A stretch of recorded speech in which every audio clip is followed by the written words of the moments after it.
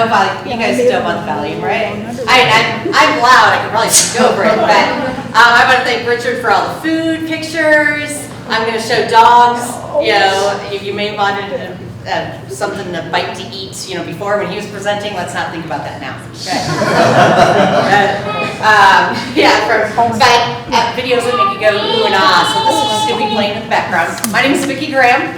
I founded an organization called Codes for Canines. A lot of people come up to me and ask me about Codes for Canines. No, we don't make them. We don't give them. My dogs don't even wear them. They just look at me crazy and hide in their crates or something whenever I bring a costume or a headband up for the holidays. So we are actually a nonprofit that supports pets of the homeless or pets of the less fortunate. Okay, they don't have to be on the streets homeless. But my passion, I think Richard touched on it, it was food, and that's why he opened these restaurants. My passion is animals. Much to the chagrin of my daughter, who's 23, she still mentions how she was lucky to survive in the house. So, I'm hoping that I was hoping she would never even have a kid, but she's pregnant now, due in March. I was hoping just to get a bunch more dogs, you know, but a kid's okay, I guess. So that's happening whether I like it or not.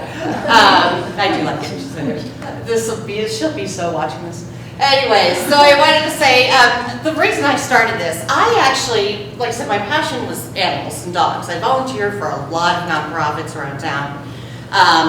You know, everything from the Humane Society to the All Breed Rescue and Training. I was in charge of all, 40 different dogs during the Black Forest Fire over at All Breed. I'm a member of the CART team with the Humane Society, which is the community animal rescue team, basically. We go to disasters and emergencies and help shelter those people's pets and livestock. So I've been involved forever, and I was looking for something to fill a niche that has never been filled. I don't want to reinvent the wheel. Didn't want to do that. So it actually took me almost a year to come up with this concept.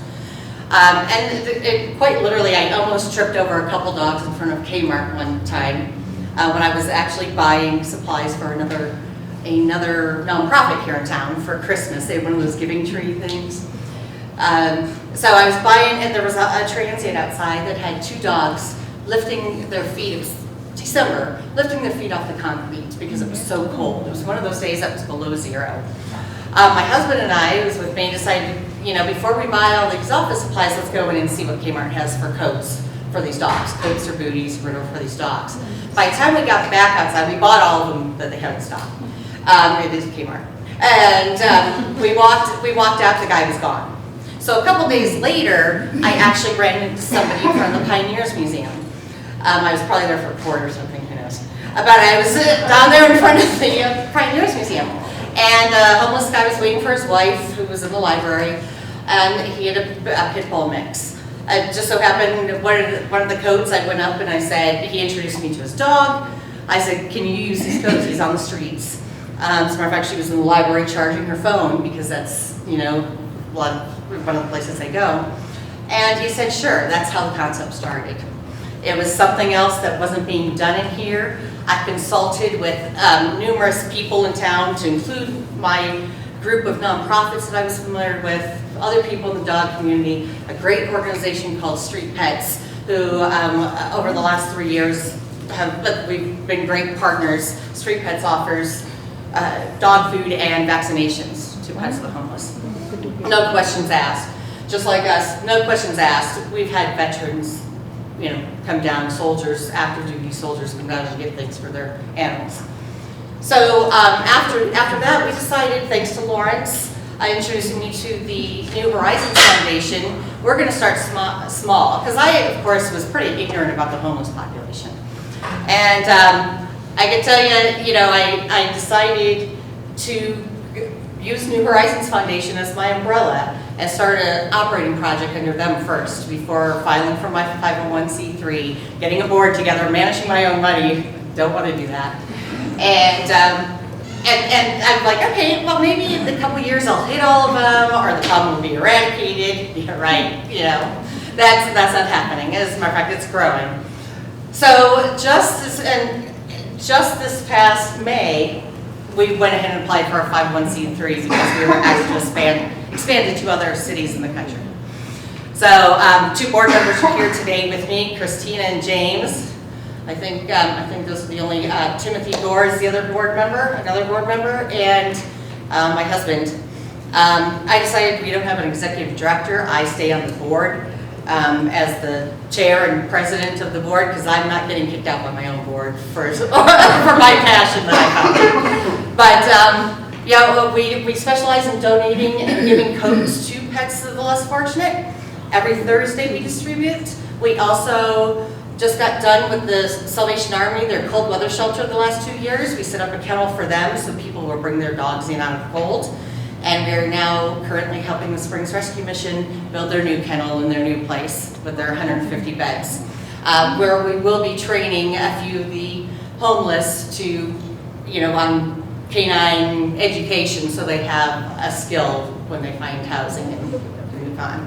So, yeah, I have lots to say, and my time is up, so ask away, because I know you guys will.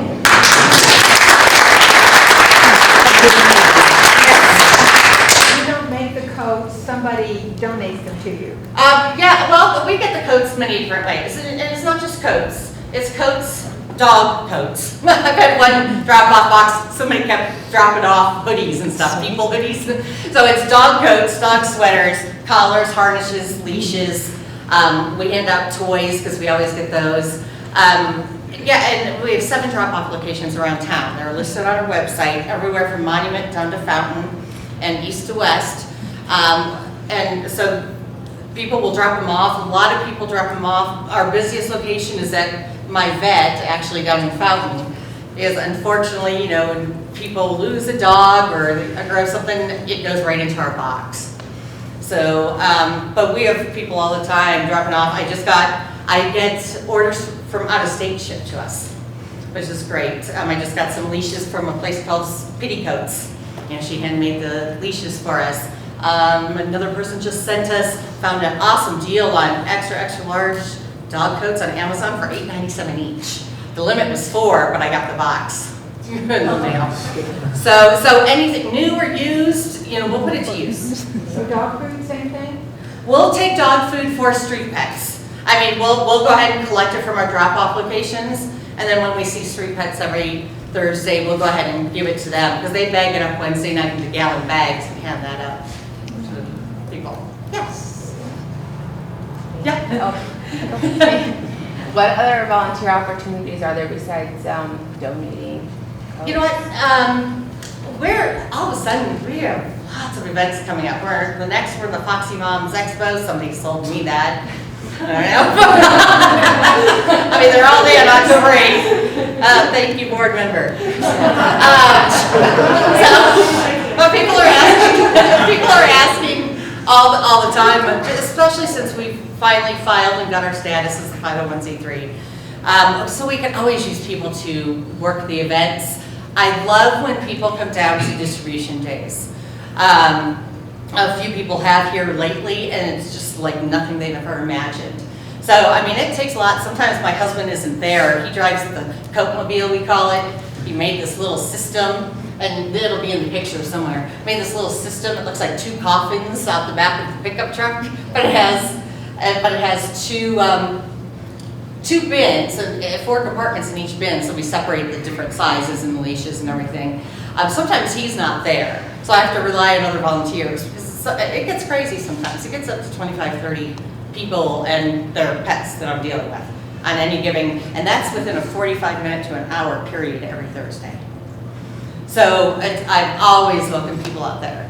And people collecting stuff from our drop-off locations would be great as well. I do have a regular job. It's so weird. I've worked since I was 17 in the military, and I don't feel like I'm contributing to society unless I am earning a paycheck. So I have a regular job. I'm a professional trash talker. If anybody needs to know more about that.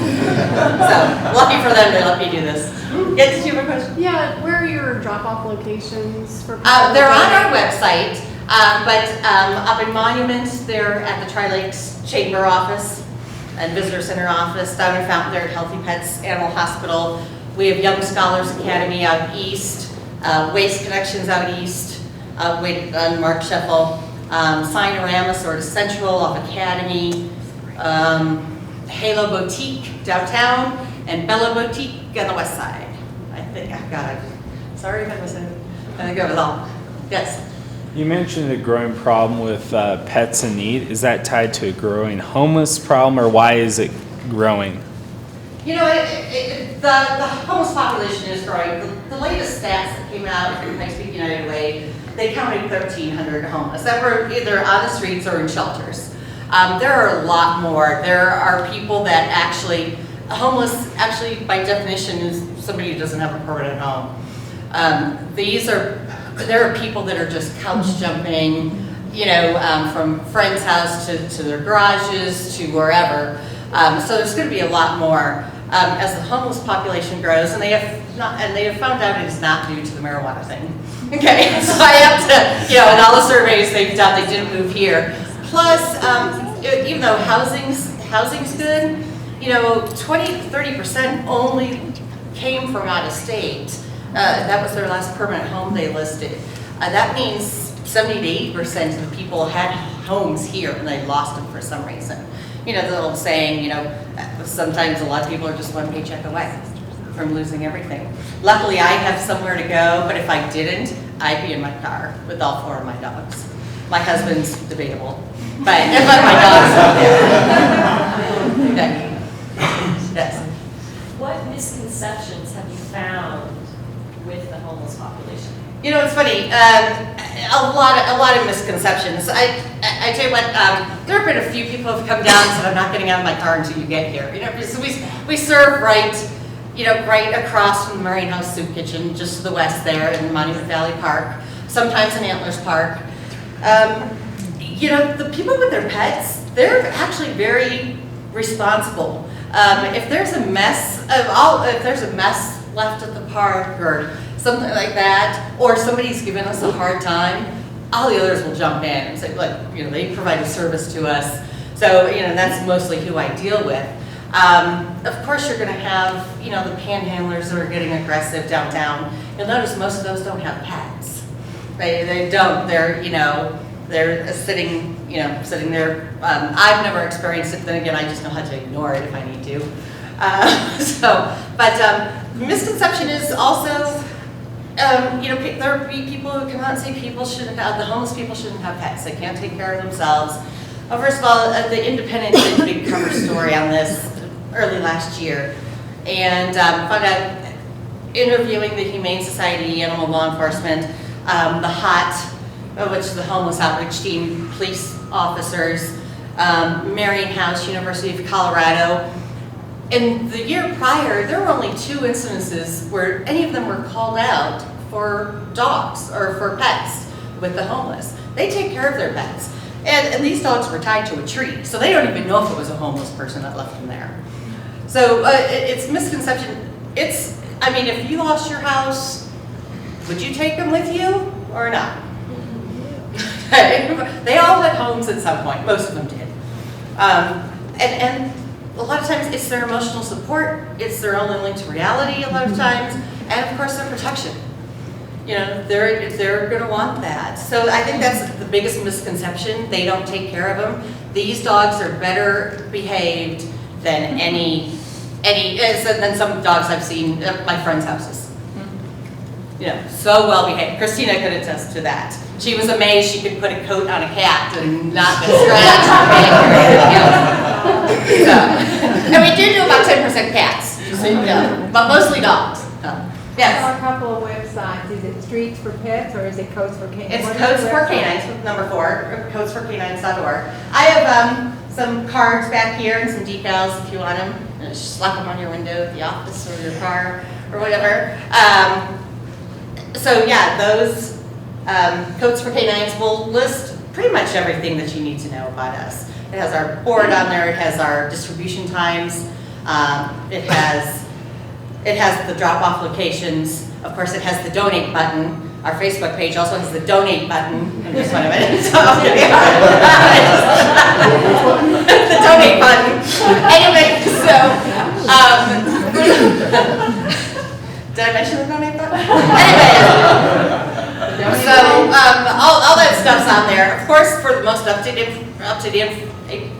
information, it's Facebook. I'm constantly posting on Facebook, and that's where a lot of our clients go to let them know if our distribution site has changed for the day. Like the last few weeks, they've had that tour. The city has had that road torn up over by the Marion House, so we had to move to Antlers Park. And believe me, they find you. They will find you. Yes. Yeah, I was just gonna say my dog's sister is out there and is with a homeless guy, and I see them every once in a while. I haven't seen him for about 2 years, but Yeah. she's very well taken care of. Yeah, no, they are very well taken care of. To date, we've probably had 1,500, 1,600 dogs that we've taken care of, or pets we've taken care of, and that's in less than 3 years. Yes. Do you have a donate button? Christina, we have a donate button, right? She set that up for me. Yes, Jennifer? So, Vicky, homeless is a national growing Yes. population, a national concern. Have you thought about taking the concept outside of Colorado Springs and outside the state of Colorado? Actually, we've had 2 other nonprofits out of Cleveland and out of Baltimore that have expressed interest in us bringing it there. So actually, that's what, within 2 years, Cleveland will be happening. There's still going to be the need here, and I am looking for a mentor, somebody to run this location here. Of course, I'll still take care of all the donations that come in. but and then Maryland afterwards, an organization called Show Your Soft Side out of Baltimore. I'm really interested in having us there. They're the ones that do the whole campaign, only a punk would hurt a cat or dog, and the orange and black things you might have seen go around social media and stuff. But they want us to come out there and get somebody going, show them how to start. So yes. You mentioned something about kennels in the shelters. Why is that important for us to have? You know what, kennels in the shelters, and it's so funny because 7 months into this, I was still an operating project under the New Horizons Foundation. And 7 months into this, Amy Cox with the city has heard about us and said, hey, we're opening a cold weather shelter. I need to get you introduced to the people that are doing this over at the Salvation Army. The city's paying for it, but they're going to be running it, staffing it and everything. So we actually set up a room for up to 30 dogs in the Salvation Army for those 2 years. It was October through April, I believe, October through April, for the people to bring their dogs in. It was, of course, an overflow, or people could come there instead of the Springs Rescue Mission. Springs Rescue Mission was on a lottery system. So they had place for 9 dogs, but if none of the people that got picked in the lottery had an animal, those crates said empty. So we didn't want to do that. So for 2 years we did that. After that, and the reason being is because they do want to take care of their pets. They will not come in off the streets no matter what the weather if their pets are not safe and warm somewhere. There have actually been in the past incidences of people freezing, to death because they are out there, minus, 5-degree temperatures or 20-degree temperatures with wind chill, whatever. And we didn't want that to happen. The city didn't want that to happen. The Salvation Army, the Springs Rescue Mission, a lot of great organizations dealing with the homeless here. But now we are actually working with PetSmart donated a bunch of commercial crates, those big steel ones that they have, had some of their animals in, like their veterinary in Banfield and other places.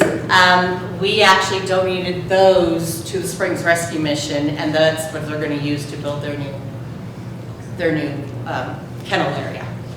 Yes. So we had a Voice for Rural Olive come in and one of the cups. I don't know if you guys remember that. Yeah.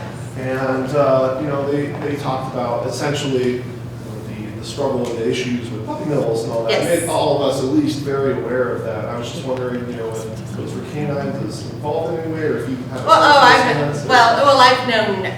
I've known them forever. They were actually, I had a radio show that will be starting up again soon. It's all about animals, nationwide show. They were on the radio show a couple times promoting the movie. And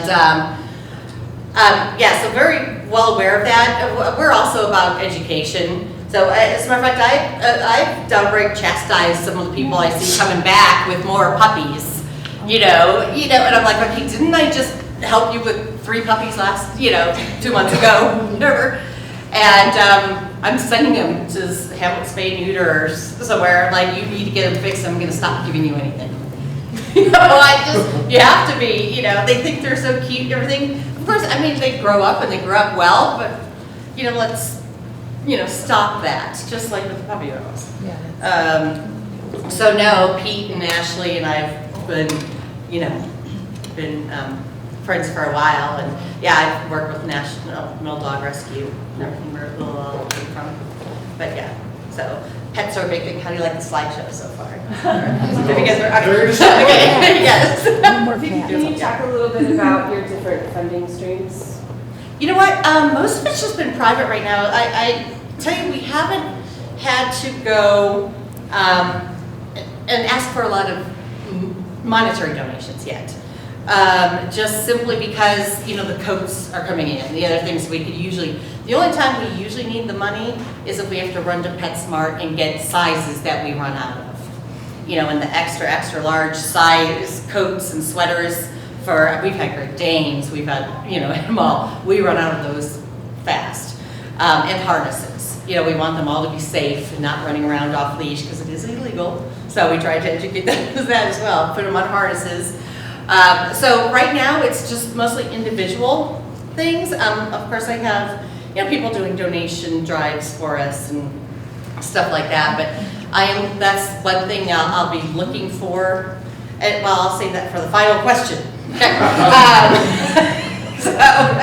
Yeah. Does somebody else have a? Yes. I was just wondering, how do you find the best way to disseminate information to the homeless population? I know you mentioned some people are able to get on Facebook, but not everyone has that access. So how do you advocate? You'd be surprised. Most people have computer access. Most libraries do. However, word gets around. Yeah. Word gets around the homeless. If there's one thing, I hear it all the time. His Springs Rescue Mission told me you're going to be here. From other organizations, of course. And from other people. When we have to move locations, during the week, they find us. They know because they follow the crowd. So it's they're a pretty close knit, population. So word gets around. Yes. Did you? Oh, are you pointing at this? Oh. Yes. You see all shapes and sizes. And I've only been snapped at one time. One time in 3 years. That's how well behaved we are. Yes. Hi. Hi. This is a great cause to say. And Thanks. since we're in a business settings, are there any tax advantages to business owners for donating? Do you know? We haven't really looked at. Well, it's always a tax advantage to donate to a nonprofit. But as far as anything else, we haven't really looked. James will help me with that, I'm sure. Like I said, I was lucky. I suited my board up somebody who's, marketing, somebody financial, somebody familiar with the financial industry, and my husband who does whatever I say. And actually, he was one of the founders. But he does. He works at Comcast and just has a very technical background, so he does satellite stuff and IT stuff. So, but hopefully, we'll be discussing that, some other ways to go about that. Anybody else? Any other questions? Yes. I just wondered, I'm a healthcare worker, I just wonder, are communicable diseases among the pet population pretty rampant, or is it not too bad? You know what, we rarely run into it. Okay. Every Like once in a while, parvo, we'll come up with somebody who has mange or something, or it could be like a respiratory infection or Right. whatever. Usually, Evelyn Fitzpatrick, Dr. Fitzpatrick is the one that runs the Street Pets. She's the vet out there. And she'll let people know. She'll be like, keep them away from other, so it doesn't. But they don't all tend to, get together either, except for, distribution days. They either have their own camps or their cars or, somebody's house, like I said, or their own house. I'm actually surprised sometimes at people who come and these brand new cars, and we don't turn anybody away. The only time I ask, I get their name and phone number and their dog's name and all that stuff. The only time I take a picture of every single one of them, obviously. Helps with the donations. Anyway, but I don't, it's just never been, a thing. And I've been surprised at some people who have come. They're in houses. They're in, like I said, the military. Some soldiers have come, for their, and we have repeat customers too, by the way. I mean, so not all these are unique hits, if you will. Some people come back, their camp got raided, or somebody stole something, or got washed away in the water, or something, or they outgrew it. They'll come back for more. And if they can, they will always exchange it, give us back the stuff that they've had. Yeah. Anyone else have any more questions? One more question maybe before our final question? Yes. I know you said like you work for a paycheck and you love that, but if this was like sustainable for you, would you stop working for a paycheck and just do this with full time? Possibly. To tell you the truth, I don't need to work. Put it that way, I don't need to work for a paycheck. But I've been doing it since I've been 17 consistently. I love what I do, and luckily every place I've gone has been open to this. So I don't know if I'll ever stop working. I'll be I'll have a walker and still be trying to sell trash or something. Still trash talking. And who would like to ask our final super special amazing question? Yes. What can we as a community do to support you? Okay, actually I need to obviously get the word out. We have enough drop-off locations. A lot of people are always approaching us for drop-off locations. They want to become a drop-off location, which is great. But if I have one 2 blocks away, it doesn't make a whole lot of sense. I need people to fill those boxes that are in the drop-off locations. So just get the word out. Get the word out that it's not, that this is a population that isn't just throwaway. These people have the pets for a reason. Sometimes they bring them with them. Sometimes they don't. They rescue them. A lot will end up going to jail or getting incarcerated. Somebody else will end up taking care of their pets. You rarely see any of them end up in the Humane Society. They're usually with them no matter where they go. Just help with ideas for more fundraising, like corporate fundraising or grants, stuff like that, since I do, talk trash on the other part of my time. Hit the donate button. Hit the donate button. Very good. Very good. Thank you guys. Thank you.